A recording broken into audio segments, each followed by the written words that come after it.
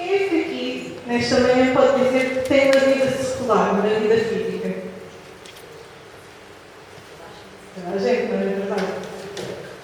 E há uma realidade à qual nós não podemos fugir, que é, nós não sabemos o que é que vai acontecer no futuro, não é verdade? Quem é que aqui sabe o que é que vai acontecer daqui a 5 minutos? Ninguém, pois não. Só Deus sabe, Ele é onisciente e Ele tudo sabe, mas nós não temos acesso a esse conhecimento. E por causa disso, muitas vezes nós somos surpreendidos pelas circunstâncias. Ainda mais hoje que falamos em crise, fala-se em incerteza, fala-se em instabilidade. Hoje em dia, podemos até ter um emprego, mas no próximo mês podemos ser despedidos. Podemos ter um pé de meia no banco, mas a qualquer momento esse banco pode falir e ficarmos sem esse dinheiro. Mas também podem acontecer coisas boas, não é verdade? Até podemos ter uma doença que os médicos dizem que é incurável, mas daqui a um mês chegarem à conclusão que ela desapareceu, não há vestígios dela no nosso corpo. Ou podemos estar no desemprego há meses, anos, e já não ter sequer esperança de encontrar um emprego, e assim de repente parece que é uma oportunidade que parece que foi feita à medida, não é verdade? Embora todos saibamos que somos forasteiros numa terra estranha, que o nosso verdadeiro alvo é aproximar-nos cada vez mais de Deus, temos que admitir que estas circunstâncias nos influenciam, não é verdade? Afetam a nossa vida. E para podermos ser vitoriosos já aqui na terra, temos que aperfeiçoar a nossa atitude em relação às circunstâncias, em relação à incerteza. Isto porque esta atitude até pode afetar a nossa vida com Deus. Amém?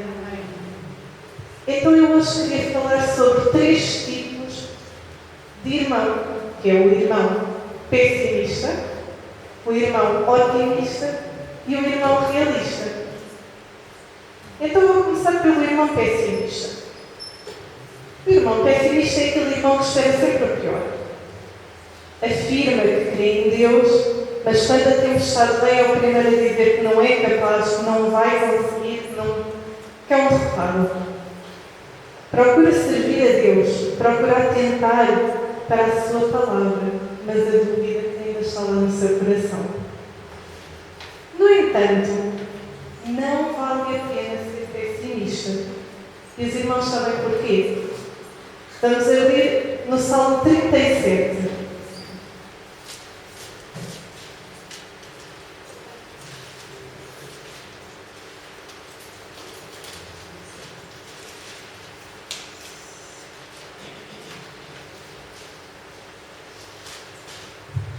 O Salmo 37, no versículo 25, que diz assim: Fui moço e agora sou velho, mas nunca vi desamparado o justo, nem a sua descendência a mendigar o pão. Em toda a Bíblia existem inúmeras promessas de Deus para os seus filhos. Todos nós sabemos que não é da vontade de Deus que nós estejamos doentes. Não é da vontade de Deus que passemos por dificuldades. Não é da vontade de Deus que estejamos a sofrer. O que nós sabemos é que Jesus veio para nos dar vida e vida com abundância. Sabemos também que Deus vela pela sua palavra para a fazer cumprir, e estou a mencionar Jeremias 1:12, e que os céus e terra passarão, mas que a palavra de Deus não irá passar. Está em Marcos 13:31. Ora, como os irmãos veem, não vale a pena ser pessimista, não é verdade? Mas para além disso, não devemos ser pessimistas. Para além de não valer a pena, não devemos. E porquê? Porque se somos pessimistas, estamos a duvidar de Deus, não é verdade? E o que é que dizem em Tiago 1:6 e 7? Vamos lá abrir todos.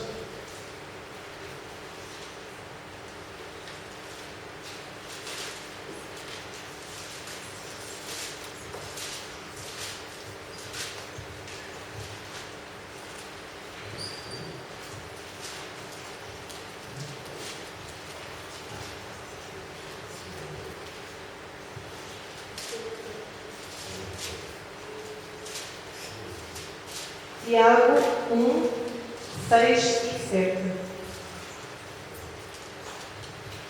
Amém?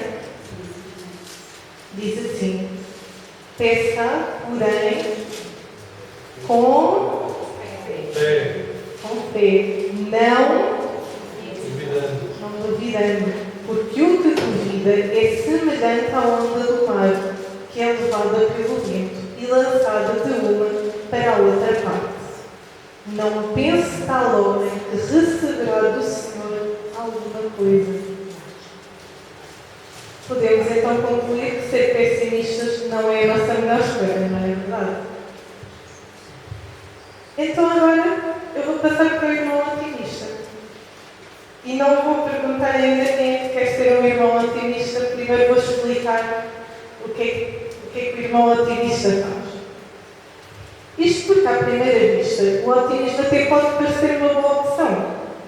Tem assim um ar muito simpático, muito espiritual. Afinal, nós somos otimistas, cremos em Deus, confiamos nele e na sua bondade. Mas será que é bom sermos muito otimistas?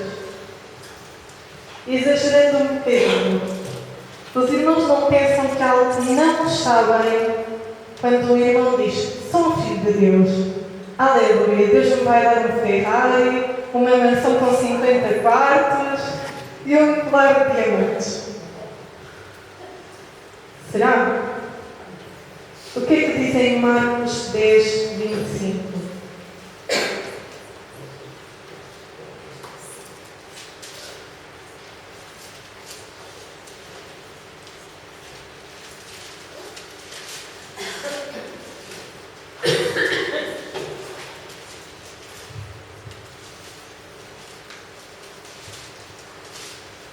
Em Marcos 10, 25, Jesus, que é o nosso mestre, aquele a quem nós devemos seguir, dizia: é mais fácil passar um camelo pelo fundo de uma agulha do que entrar um rico no reino de Deus. E porquê?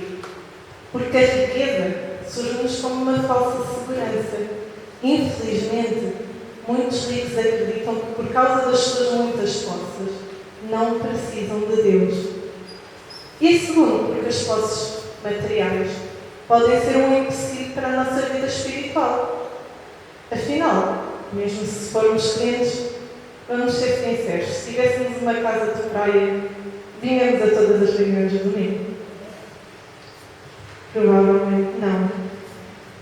Como tal, e embora Deus nos ame a todos, pobres e ricos, a sua vontade é que tenhamos uma vida digna, sossegada e com a possibilidade de auxiliar os que nos rodeiam e que estão em dificuldades, não uma vida luxuosa, egoísta e longe dele. Amém? Assim, se o nosso desejo for apenas satisfazer a nossa carne, podemos esperar sentados que essas coisas venham ter connosco, porque elas não virão. E onde é que fica o otimismo no meio de tudo isto? Aquilo que era um otimismo exagerado, que nos fazia esperar por coisas que Deus sabe que não seriam benéficas para nós, muito facilmente se transforma em falta de fé e mesmo em rebelião contra Deus. Porque esse irmão, que antes era muito otimista, esperava um carro topo de gama, começa a dizer: afinal Deus é mau. Deus promete coisas na sua palavra que depois não cumpre. Não, irmão.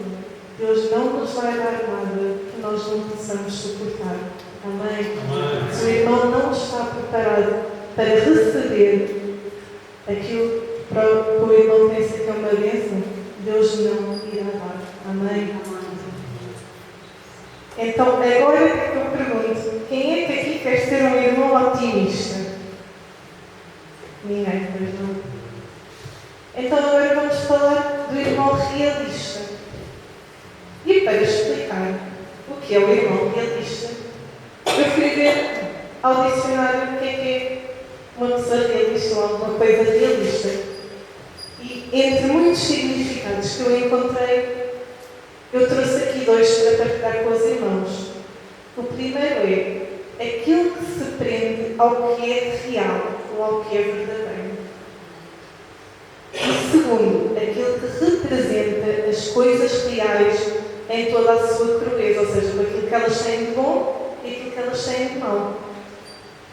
Para sermos realistas, então, temos que nos apegar àquilo que é real, àquilo que é verdadeiro. Jesus disse de si mesmo em João 14,16, vamos lá abrir.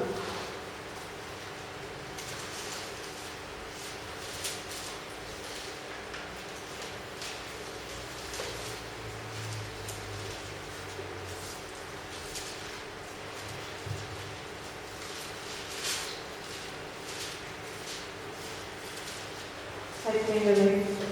No versículo 14:6, não? é o 14,6, obrigada. Então, em João 14,6 diz: disse-lhes Jesus: eu sou o caminho e a verdade e a vida. Ninguém vem ao Pai senão por mim. Olha, a palavra de Deus, que eu tenho aqui e os irmãos têm convosco, também é a verdade. E se queremos olhar para a nossa vida de uma maneira realista, então temos que olhar para ela à luz da palavra de Deus, que é a verdade. Temos que agarrar-nos ao que está escrito na palavra de Deus, às promessas de Deus que estão escritas na palavra de Deus, que é a verdade. Amém?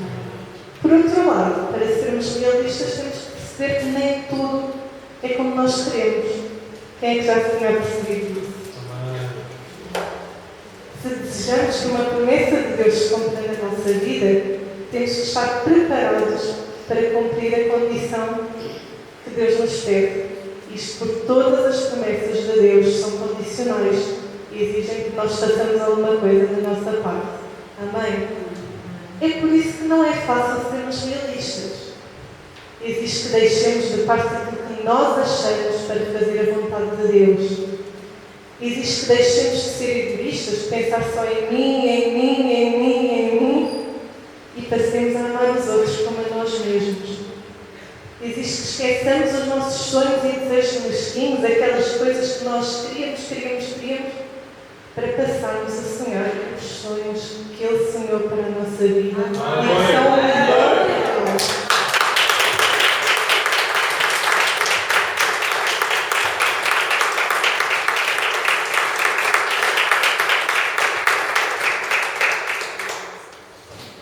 Exige que olhemos para a grandeza de Deus, mesmo quando as circunstâncias da vida tentam chamar a atenção sobre elas. E muitas vezes exige que façamos coisas que vão contra a lógica humana, que até podem parecer não fazer sentido nenhum na altura, mas que no fim valerão a pena, tal como aconteceu com a viúva de Sarepta. Vamos ver o que aconteceu com ela em 1 Reis 17.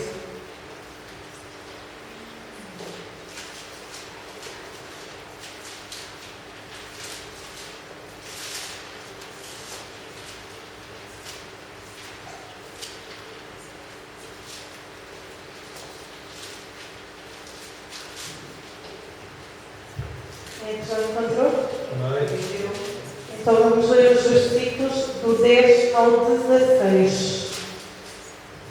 E diz assim: então ele se levantou, estamos a falar de Elias, e se foi a Sarepta. E chegando à porta da cidade, eis que estava ali uma mulher viúva, apanhando lenha. E ele a chamou e lhe disse: traze-me, peço, num vaso, um pouco de água que beba. Indo ela a buscá-la, ele a chamou e lhe disse: traze-me agora também um bocado de pão na tua mão. Porém ela lhe disse: vive o Senhor teu Deus que nem um bolo tenho, senão somente um punhado de farinha numa panela e um pouco de azeite numa botija. E vês aqui, apanhei 2 cavacos e vou prepará-lo para mim e para o meu filho, para que o comamos e morramos. E Elias lhe disse: não temas, vai, faz conforme a tua palavra. Porém, fazes disso primeiro para mim um bolo pequeno e traz-me para fora. Depois farás para ti e para teu filho. Porque assim diz o Senhor, Deus de Israel: a farinha da panela não se acabará e o azeite da botija não faltará até ao dia em que o Senhor dê chuva sobre a terra. E foi ela e fez conforme a palavra de Elias. E assim comeu ela e ele e a sua casa muitos dias. Da panela a farinha não se acabou e da botija o azeite não faltou, conforme a palavra do Senhor falara pelo ministério de Elias.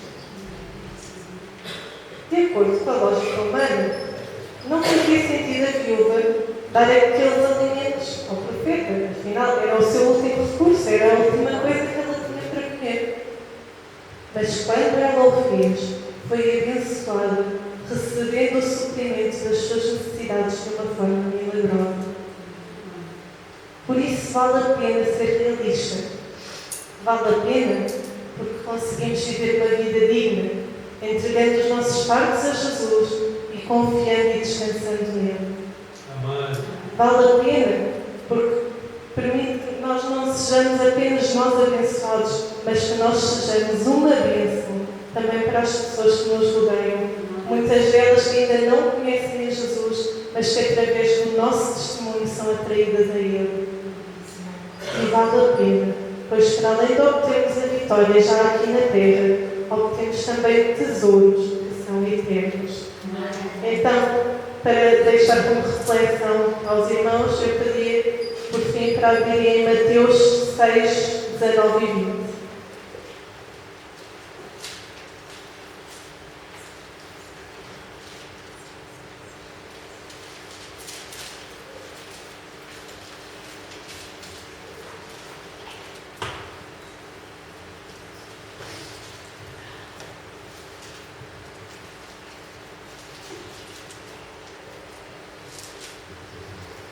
Quem já encontrou, diga eu. Diz assim: não ajunteis tesouros na terra, onde a traça e a ferrugem tudo consomem, e onde os ladrões minam e roubam. Mas ajuntai tesouros no céu, onde nem a traça nem a ferrugem consomem, e onde os ladrões não minam nem roubam. Amém?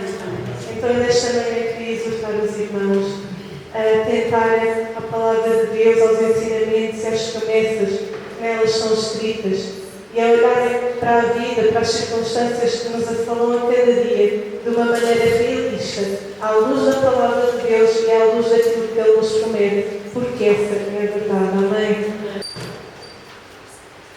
Então, queridos irmãos, eu queria começar por vos dizer que já ouviram falar do livro de Eclesiastes, não é? Há quem diga que é o livro mais mal lembrado da Bíblia. E este livro foi escrito por Salomão. E Salomão foi, dos reis de Israel, foi o mais rico de todos eles. Mas ele escreveu o livro de Eclesiastes numa fase em que a idade dele já era muito avançada. E quando lemos o livro de Eclesiastes, percebemos que o que é importante na nossa vida é buscar constantemente a Deus, é viver em ligação direta com Ele e a usar tudo aquilo que Ele nos deu, incluindo os nossos bens, os nossos não são nossos dados por Ele, mas incluindo os bens materiais que Ele nos deu. Nós devemos usar de acordo com a palavra de Deus, que é a verdade. E então, o título da mensagem de hoje é exatamente Conhecer Deus. Eu queria que os irmãos abrissem o livro de Provérbios, no capítulo 3. Nós devemos ter constantemente no nosso coração um desejo de saber mais sobre Deus, de aprender sobre Ele. Porquê? Porque isto nos ajuda a confiar nas promessas de Deus e a reconhecer Deus como Senhor em todos os nossos caminhos. Amém, irmãos? Já todos abriram? Então vamos ler juntos. No capítulo 3, versículo 5, diz: confia no Senhor de todo o teu coração e não te estribes no teu próprio entendimento. E no 6 diz: reconhece-o em todos os teus caminhos e Ele endireitará as tuas veredas. Portanto, nós somos ensinados pela palavra a confiar no Senhor de todo o nosso coração. E o que é confiar no Senhor de todo o nosso coração? É fazer conhecidas diante dele, em oração, todas as situações, todas as decisões, todas as escolhas que nós precisamos de fazer. Porque se nós as fizermos em nós mesmos, a maior parte das vezes nós fazemos da forma mais acertada. Mas se nós formos diante de Deus em oração e apresentarmos tudo a Ele e pedirmos a direção dEle, aí sim nós vamos ter a resposta dEle e nós vamos ter a percepção de qual é a melhor escolha. O caminho para seguir não é aquele que nós pensávamos que é para ser mais bonito, mas que é este. E vamos, isto porquê? Porque nós estamos a reconhecê-lo, que Ele é o nosso Senhor, e estamos a pedir-lhe a direção dele, para vivermos uma vida de acordo com o plano dele para a nossa vida. Amém. Quando nós confiamos no Senhor, nós temos a certeza do seu amor para connosco, nós temos a certeza de que Ele cuida de nós. E nós temos a certeza de que Ele sabe e sempre fará o que é melhor para nós. Diga comigo: eu confio no Senhor, no Deus Todo-Poderoso, de todo o meu coração. Eu não me estribo no meu próprio entendimento. Eu reconheço o Senhor em todos os meus caminhos. E eu sei que Ele endireitará as minhas veredas. Amém, irmãos? Então Deus deu-nos a capacidade para nós entendermos as coisas. Deus deu-nos a capacidade para nós aprendermos. E deu-nos também a capacidade para nós resolvermos os problemas. Mas se nós queremos tomar decisões corretas, como eu disse há bocado, em vez da nossa sabedoria, que é falha, devemos orar e tomar todas as nossas decisões na sabedoria de Deus, não é? Porque assim vamos fazê-lo segundo a vontade de Deus, segundo o propósito de Deus, e estaremos a fazer tudo certinho. O entendimento de que Deus é o nosso Senhor e o entendimento de podemos confiar sempre em todas as situações dele, conduz-nos a um relacionamento íntimo com Deus. E neste relacionamento íntimo, nós conseguimos dizer-lhe tudo. Nós conseguimos conversar com as nossas falhas, não é? Nós conseguimos ouvir a resposta dele, ser consolados por ele. Nós conseguimos estar com ele e receber dele o refrigério que precisamos. Porque aqui na Terra nós temos aflições, passamos por situações, mas em Jesus nós somos mais que vencedores. E com Deus na nossa vida, com Jesus na nossa vida, nós somos mais que vencedores, porque Jesus venceu o mundo, venceu todas essas aflições. Ele já nos deu a vitória. Amém, irmãos? Diga comigo: Pai, eu sei que sem ti eu não sou nada. Eu quero reconhecer como meu único Senhor e peço-te que reinas na minha vida. Obrigada. Porque cada vez que eu te busco, tu me dás mais sabedoria, mais entendimento do teu propósito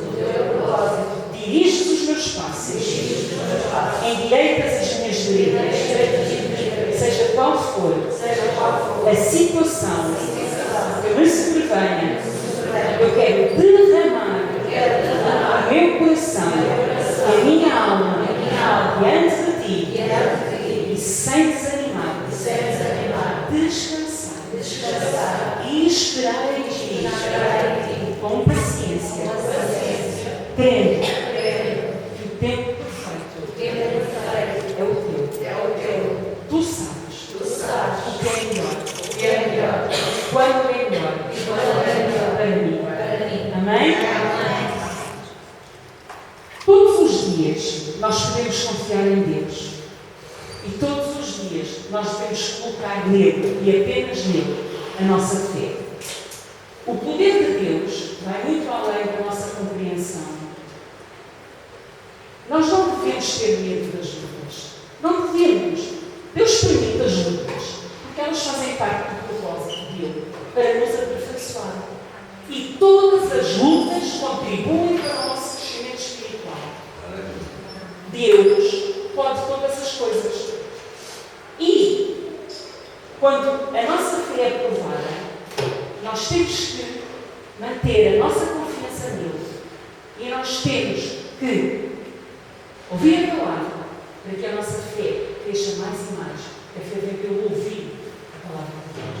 Para que a nossa fé cresça mais e mais. E, durante a circunstância, conseguimos permanecer inabaláveis na nossa fé, na certeza de que a vitória pode não vir no nosso tempo, mas vai chegar em nome de Jesus. Amém, irmãos?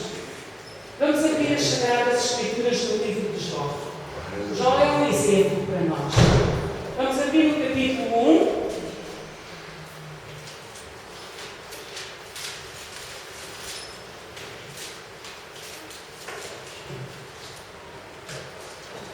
No versículo 8, capítulo de Jó 1, versículo 8, a palavra de Deus diz assim: E disse o Senhor a Satanás. Portanto, foi uma conversa entre Satanás e Deus a respeito de Jó. E o Senhor disse a Satanás: Observaste tu o meu servo Jó? O Senhor disse: Tu vês como é que é o meu servo Jó? Olha bem para o meu servo Jó. Porque não há ninguém na terra semelhante a ele. Homem sincero e reto e temente a Deus e que se desvia do mal. Deus conhece cada um de nós. Completamente. Ele conhece todas as coisas.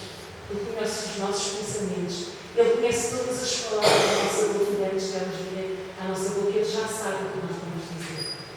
E Deus conhecia Jó, e o próprio Deus disse que Jó era sincero, era reto, temia a Deus e se desviava do mal. Mas Jó foi provado e passou por uma dura prova. E Deus permitiu. Foi com a autorização de Deus. E porquê? Porque Deus faz testes na nossa fé. Jesus foi testado pelo diabo quando estava no deserto. E Jesus era o Filho de Deus. Nós também somos todos filhos de Deus. Todas as provas contribuem para o nosso crescimento espiritual. E as provas mostram quem nós somos verdadeiramente diante de Deus.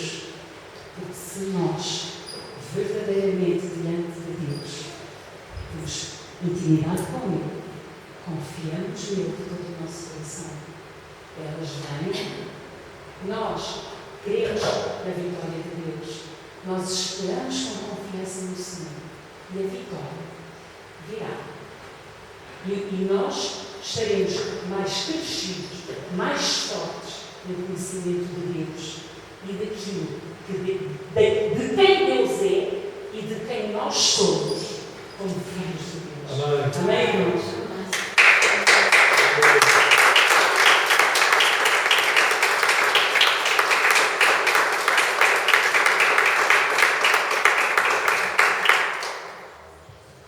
No caso de Jó, a prova não foi para ver se Jó falhava. Deus conhecia bem Jó. A prova foi para testificar que Jó era verdadeiramente tudo aquilo que Deus disse que ele era. E realmente ele provou que ele era tudo aquilo que Deus disse que ele era. Em meio à adversidade de Jó, todos os irmãos conhecem a história de Jó, né? Jó era muito rico e Jó perdeu tudo. Perdeu tudo quanto tinha de bens materiais, perdeu a família toda, perdeu a saúde. Mas ele manteve-se fiel a Deus. E é assim que nós temos que viver a nossa vida. Amém. Para vivermos esta vida assim, nós temos que conhecer bem aquilo a que nós servimos. Nós servimos a um Deus que está vivo, que é todo poderoso. Ele foi o autor da criação. Ele revelou-se a nós através da palavra de Deus. Ele, por amor, enviou Jesus à cruz por nós. Nós não temos que ter dúvida nenhuma em relação ao quanto Deus nos ama.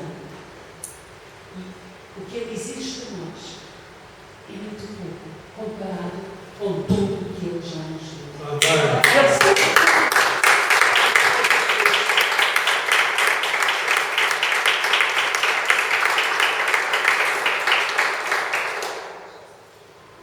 Então, em Jó, um bocadinho mais à frente, no capítulo 42, e o versículo 2,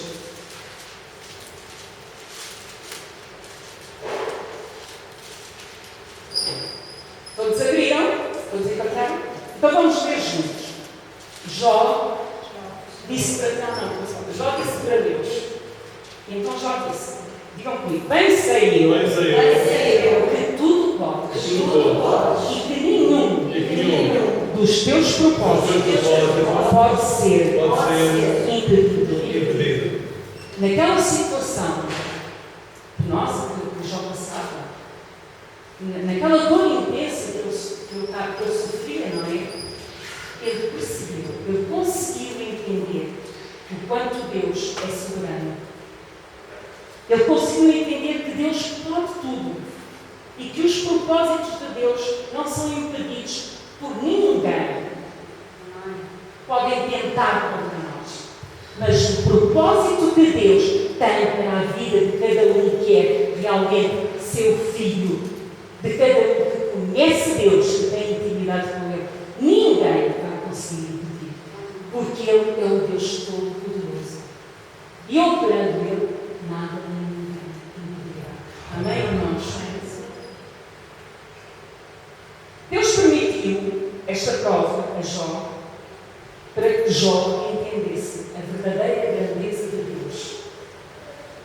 Porque Deus foi tudo em todo, não foi? Os irmãos sabem que Deus foi.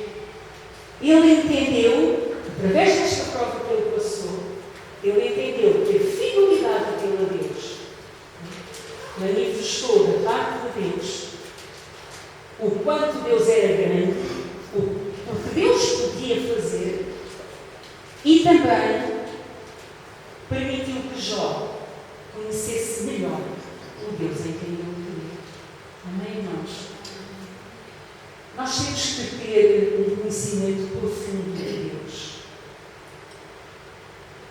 Eu sei que todos nós aqui conhecemos Deus, mas há várias formas de se conhecer Deus. E vou dar só alguns exemplos.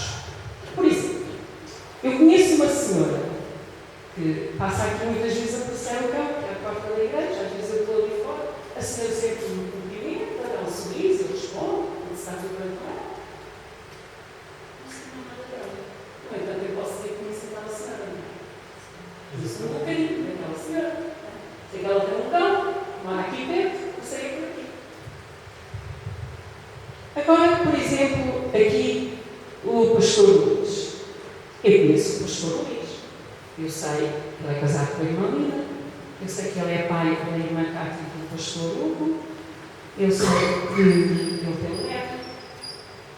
Eu sei que ele trabalha muito aqui, colabora muito com o pastor. Eu sei que ele gosta de comer como eu gosto, não é?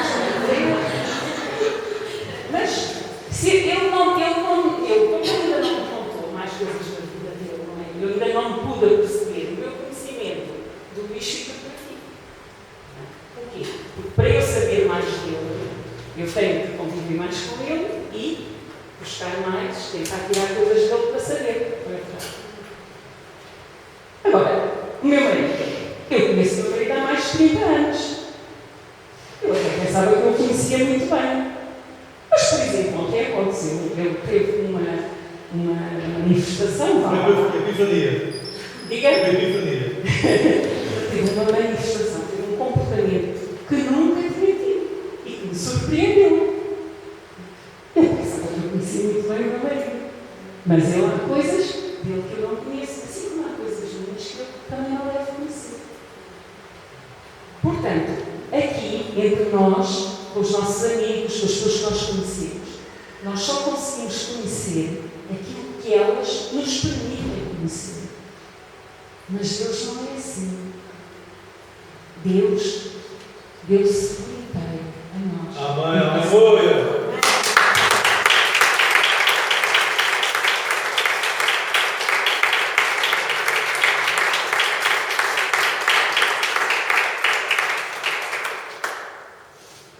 Deus mostrou-se, revelou-se totalmente a nós.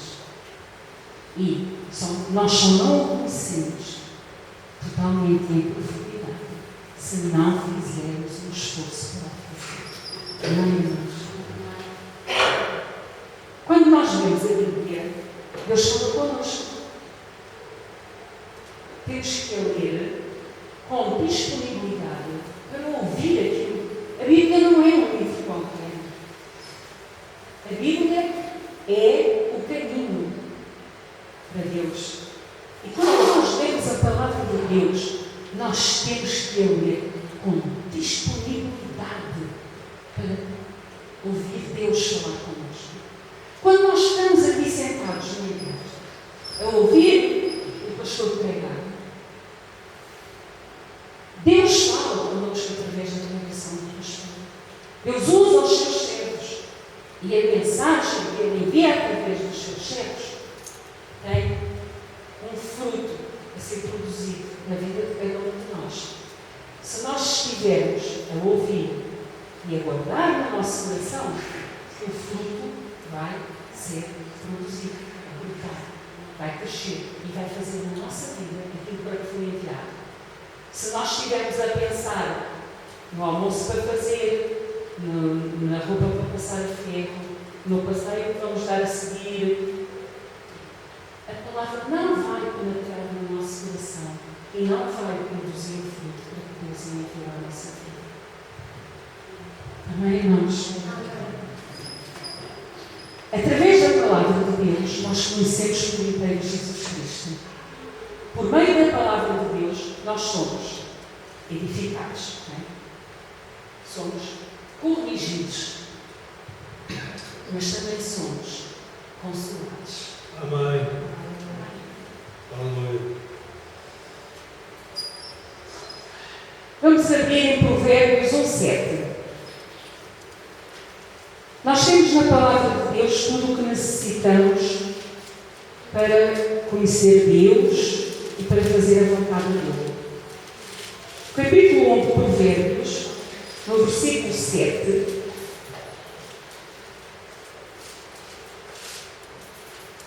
Abriram?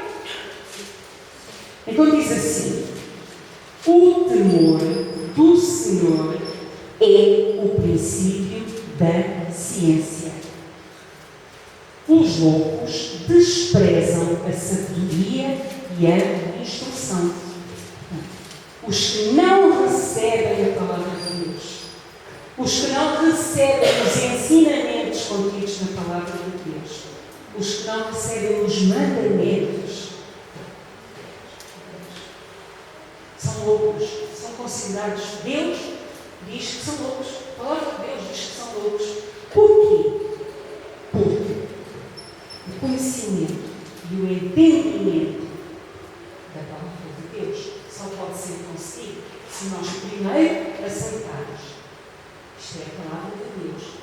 Isto é o meu manual de vida aqui na terra, para eu conseguir a vitória que Jesus já alcançou para mim.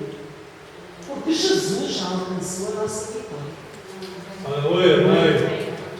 E então, eu fui ver ao dicionário o que era temor. Porque aqui diz: o temor do Senhor é o princípio da sabedoria.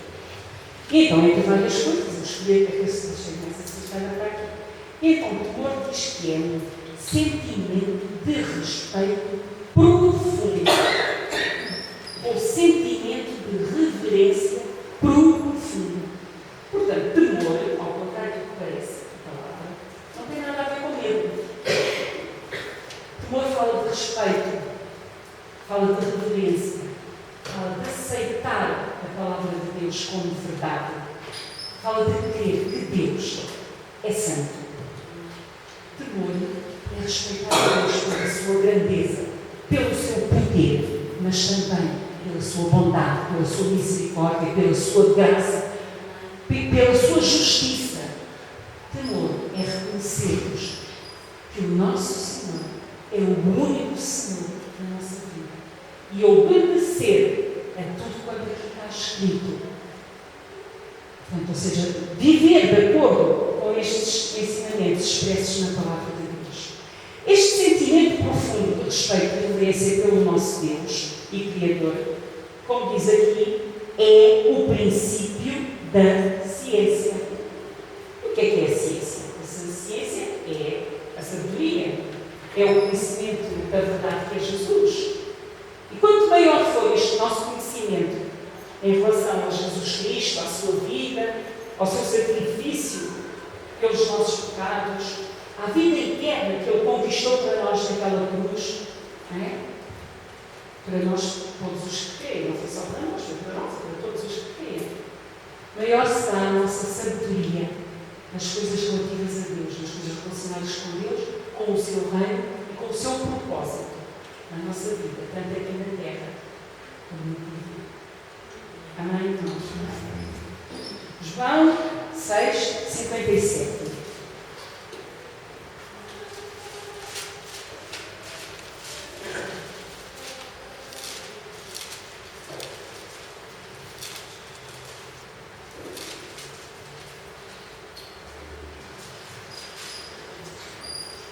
Jesus disse: assim como o Pai que vive me enviou e eu vivo pelo Pai, assim quem de mim se alimenta também viverá por mim.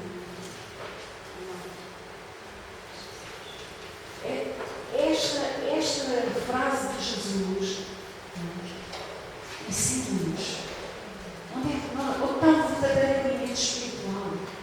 É na palavra que é Jesus. Nós comemos todos os dias, mais ou menos comemos. Nós todos os dias temos que nos alimentar da palavra, porque ela é vida para nós.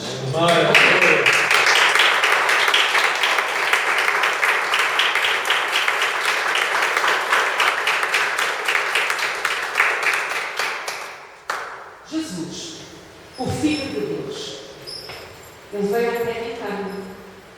Ele foi enviado pelo Pai, diz aqui. E Ele viveu obedientemente o plano do Pai para Ele. Ele morreu na cruz pela humanidade perdida. Mas Jesus ressuscitou, não é? E todos os que Ele crerem estarão comigo para sempre. Quem aceita Jesus como Senhor e Salvador, alimenta-se de Jesus diariamente. Alimenta-se desta verdade que é Jesus diariamente. E assim viverá por Jesus. Como disse o versículo que acabamos de ler. Porque a vida eterna, a vida abundante está em Jesus. Amém, irmãos? Todos nós somos filhos de Deus, não é? Todos creem, são filhos de Deus, não é? Gálatas 3,6 diz que pela fé em Jesus Cristo, todos nós somos feitos filhos de Deus.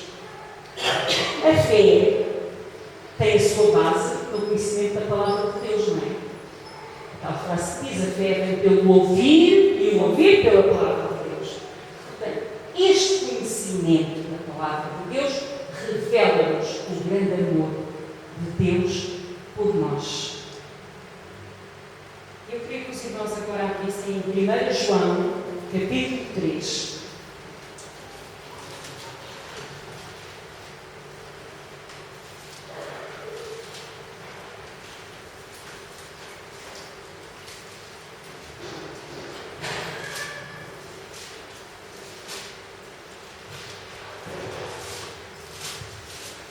Então vamos ler o versículo de 1 a 6.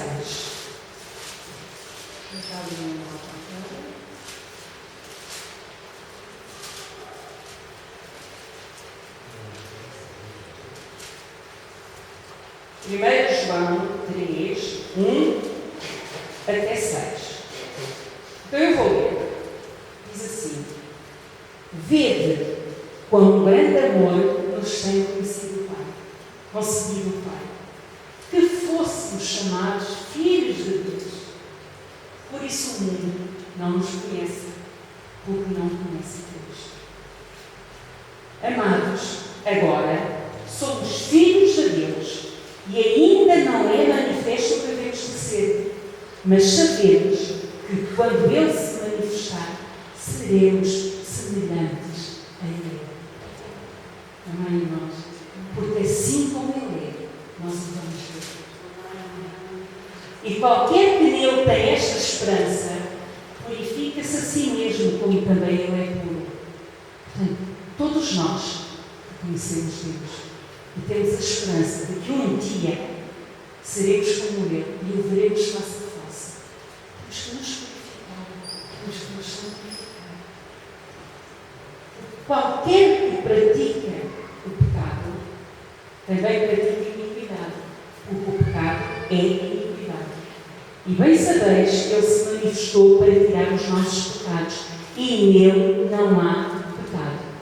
Ora, se nós seremos como Ele, nós temos que nesta vida nos ir esforçando a cada dia para que o pecado não consiga arranjar nenhuma brecha para entrar na nossa vida. E isto consegue-se com uma vida reta diante de Deus. Isto consegue-se conhecendo Deus. Amém, irmãos? E no versículo 6 diz: qualquer que permanece nele não vive pecando. Se nós o conhecemos e estamos nele, não pecamos. Porque Ele nos ajuda, Ele nos fortalece, porque Ele está em nós. Qualquer que vive pecando não o viu nem o conheceu. Portanto, se o pecado ainda tem lugar na nossa vida, nós ainda não conhecemos Deus.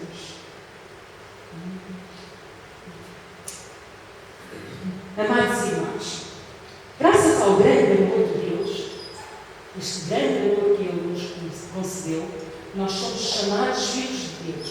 E um dia nós vamos ser semelhantes a Ele. Este conhecimento de que, se nós conhecermos Deus, se nós vivermos o plano de Deus nas nossas vidas, o vamos ver como Ele é, e vamos ser semelhantes a Ele, deve ser a maior motivação para nós realmente nos esforçarmos por conhecer Deus. Conhecer Deus. Jesus manifestou-se para tirar os pecados do mundo. E Ele diz que se nós permanecermos nele, não vivemos no pecado, mas procuramos santificar-nos, purificar-nos, porque Ele é puro. Amém, irmãos? Uma vivência em comunhão íntima com Deus. Se nós nos deixarmos guiar pelo Espírito Santo de Deus, seremos conduzidos à grande vitória que Deus preparou para nós em Jesus Cristo. Está lá em 1 João, um bocadinho mais à frente, no capítulo 5, no versículo 4. Porque todo, não há alguns, todo o que é nascido de Deus vence o mundo. Se nós conhecemos Deus, se nós nascemos realmente de novo para uma nova vida com Jesus Cristo, nós Nós vencemos o mundo. E esta é a vitória que vence o mundo, a nossa fé, diz o versículo. Porque todo aquele que é nascido de Deus vence o mundo. E esta é a vitória que vence o mundo, a nossa fé. Portanto, a nossa fé é a força que nos permite vencer as tentações, as perseguições, os manjares que nos são oferecidos neste mundo. Mas para isso, para que a nossa fé seja forte, temos que comer deste alimento espiritual. Sempre, a toda a hora.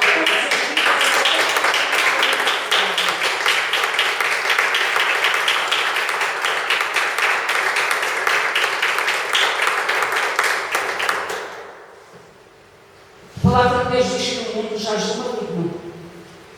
Mas os nascidos de novo em Jesus Cristo são verdadeiramente livres, porque Jesus verdadeiramente os libertou para viver uma vida de obediência a Deus, guardando os mandamentos que estão aqui contidos nas palavras de Deus, inclinando os ouvidos à palavra de Deus, inclinando os ouvidos quando nós a lemos em voz alta, inclinando os ouvidos quando o servo de Deus fala, para ouvir, para guardar dentro do nosso coração. E este que é assim nascido de Deus caminha nesta terra com os olhos fixos em Jesus, o autor e consumador da nossa fé, e busca de coração o conhecimento e o entendimento de Deus, que é a verdadeira sabedoria. Amém, irmãos? Vamos voltar ao livro de Provérbios, ao capítulo 2.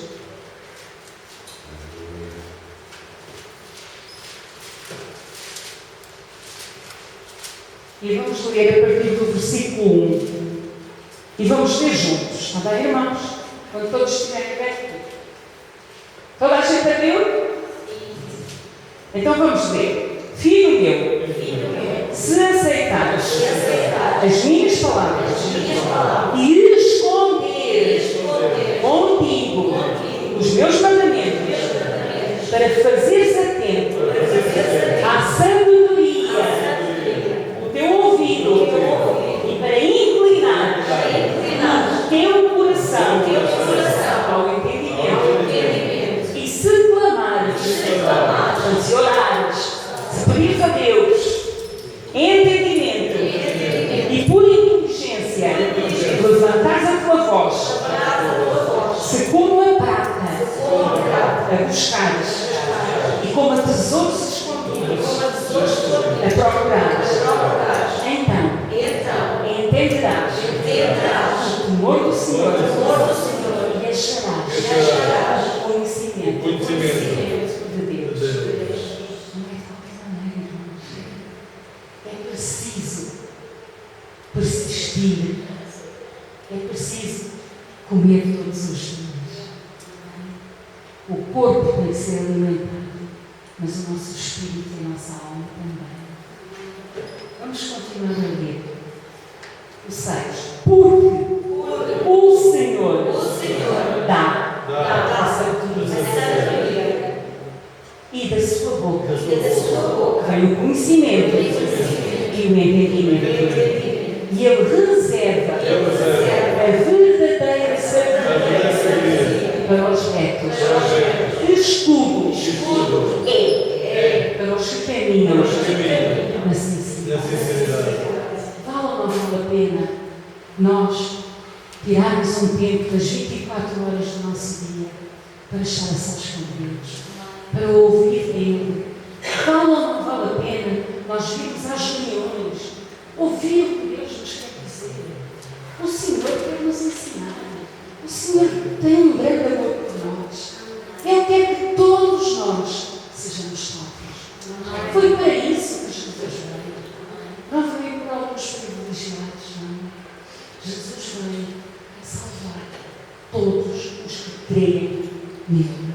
Amém.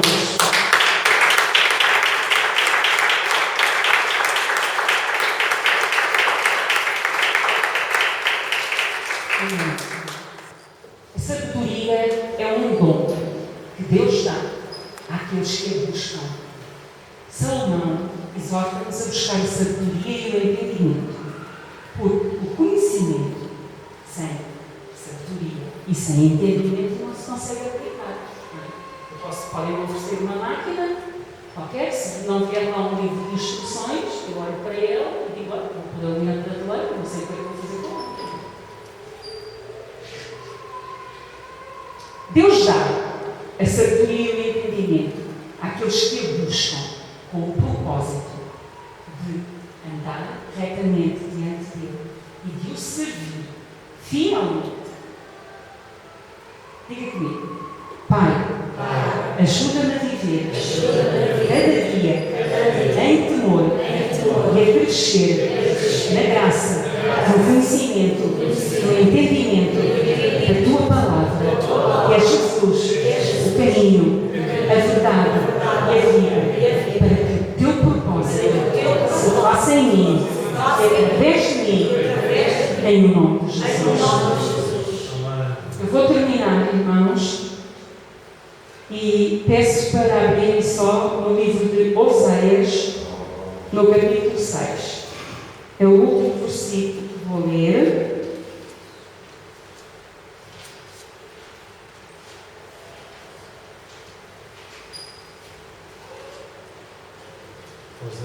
Oséias 6, versículo 3.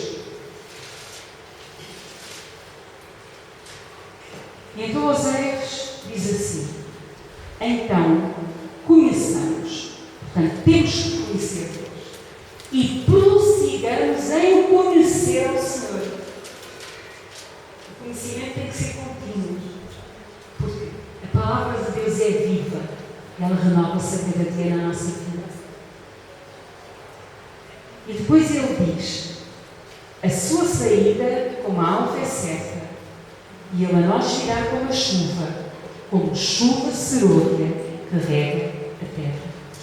Queridos irmãos, nós somos exortados a conhecer Deus e a prosseguir neste conhecimento de Deus, a viver constantemente firmados na fé em Jesus, adorando, exaltando e conhecendo intimamente o nosso Senhor, na firme certeza de que assim como o sol nasce, o Senhor virá, como a chuva vem e a chuva rega a terra e vivifica a terra no tempo certo.